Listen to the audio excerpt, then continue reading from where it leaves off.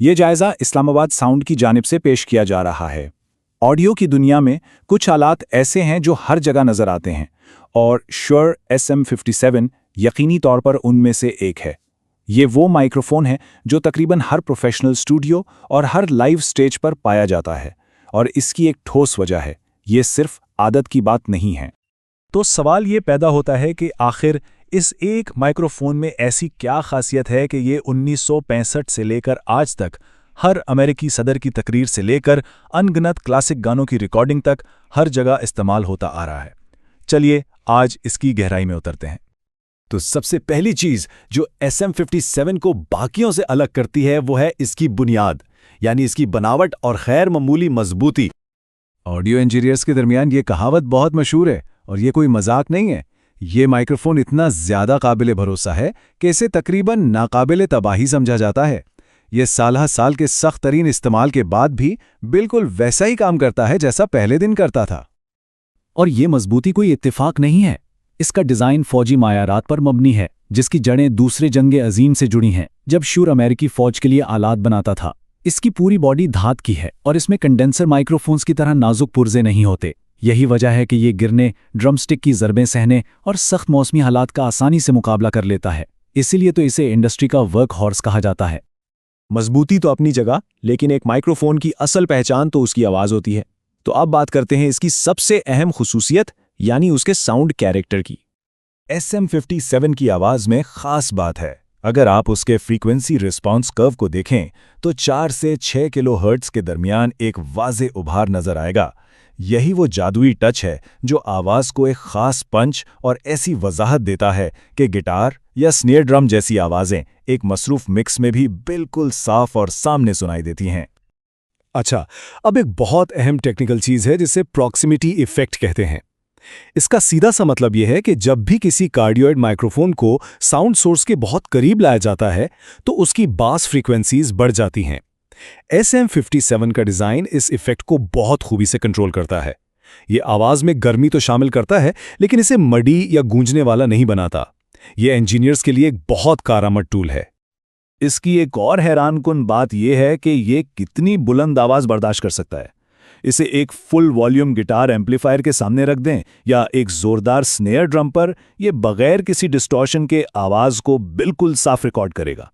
150 decibel sound pressure level का मतलब एक जेट इंजन से भी ज़्यादा शोर है और ये इसे आसानी से हैंडल कर लेता है। तो ये सारी तकनीकी बातें अपनी जगह, लेकिन जब इसे एक हकीकी रिकॉर्डिंग सेटअप में इस्तेमाल किया जाता है तो नतीजा कैसा होता है? चलिए देखते हैं कि स्टूडियोज़ और लाइव साउंड में इसे किन जगहों पर सबसे बेहतरीन समझा जाता है और ये कहाँ वाकई चमकता है। गिटार एम्पलीफायर पर इसका इस्तेमाल तो एक क्लासिक टेक्निक है। अगर माइक्रोफोन को स्पीकर कोन के बिल्कुल बीच में रखा जाए तो एक तेज़ और ब्राइट आवाज़ मिलेगी। जैसे जैसे उससे कोने की तरफ ले जाया जाएगा, आवाज़ गर्म और गहरी होती जाएगी। और फासला भी बहुत अहम है। करीब लाने से बॉस बढ़ेगा। ये छोटी छोटी तब्दीलियां आवाज़ के किरदार को मुकम्मल तौर पर बदल सकती हैं। स्नेयर ड्रम की बात करें तो SM57 इंडस्ट्री का म्यार है। आमतौर पर एक स्टैंडर्ड टेक्निक इस्तेमाल होती है। एक माइक्रोफोन ऊपर से लगाया जाता है जो ड्रम स्टिक के क्रैक और अटैक को रिकॉर्ड करता है, और दूसरा नीचे से जो स्नेयर वायर्स की फिज और बज को कैप्चर करता है। जब इन दोनों सिग्नल्स को मिलाया जाता है तो वो ताकतवर और मुकम्मल स्नेयर साउंड बनता है जो हम सब रिकॉर्ड्स पर सुनते हैं। लेकिन बात सिर्फ गिटार और स्नेयर पर ख़त्म नहीं होती।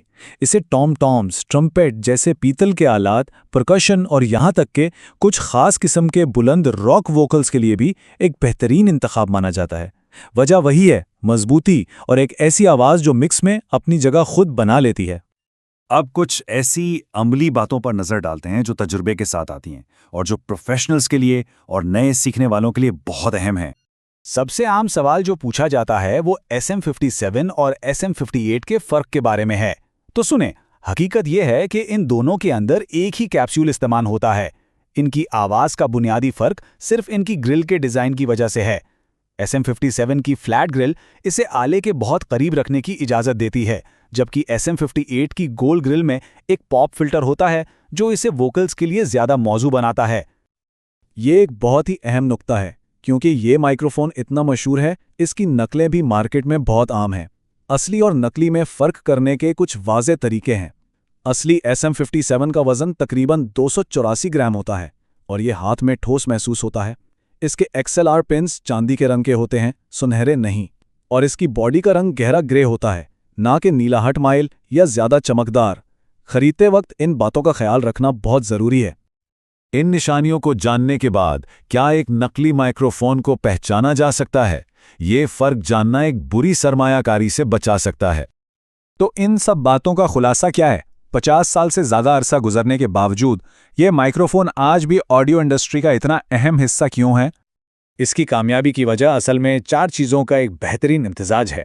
एक मखसूस और कारआमद आवाज़, बेमिसाल पायदारी, हर तरह के काम में इस्तेमाल होने की सलाहियत और एक बहुत मुनासिब कीमत। ये एक ऐसा टूल है जिस पर आंखें बंद करके भरोसा किया जा सकता है। देखें, SM57 की खूबसूरती इसकी सादगी में है। ये नए फैशन या ट्रेंड्स के पीछे नहीं भागता। इसका डिज़ाइन सिर्फ एक मकसद के लिए है, हकीकी दुनिया में ऑडियो के मसाइल को हल करना। और यही वजह है कि आज भी उतना ही मुताल्लिका है जितना 50 साल पहले था। अच्छा, अब हम ये जानना चाहेंगे कि क्या Shure SM57 को कभी किसी हकीकी रिकॉर्डिंग या लाइव सेटअप में इस्तेमाल किया गया है? अपना तजुर्बा कैसा रहा, नीचे कमेंट्स में ज़रूर बताएं। अगर ये तज्जिया पसंद आया तो लाइक करें और ऑडियो टेक्नोलॉजी पर मज़ीद ऐसे मालूमाती मवाद के लिए हमारे चैनल को सब्सक्राइब करें।